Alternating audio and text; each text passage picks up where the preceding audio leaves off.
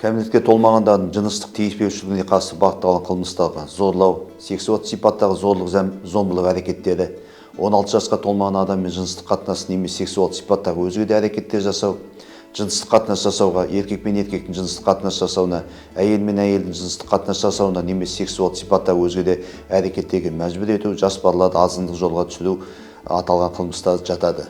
2023 жылы кәмелетке толмағандардың жыныстық тиіспеушілігіне қарсы 5 қылмыстық іс қаралған. Бір қылмыстық іс бойынша 3 сотталушы кәмелетке толмағандар. 2024 жылы 7 іс қаралды. Бір іс бойынша 2 сотталушы кәмелетке толмаған.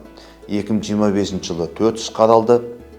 2026 жылдың 5 айында 5 іс қаралды. Көп жағдайда балаларға қатысты зорлық зомбылықтар туыстары немесе отбасына жақын адамдар жасалады. Осы уақыт аралығында бөтен адамның көшеден шабуыл жасап, зорлық әрекет жасаған орын алған жоқ.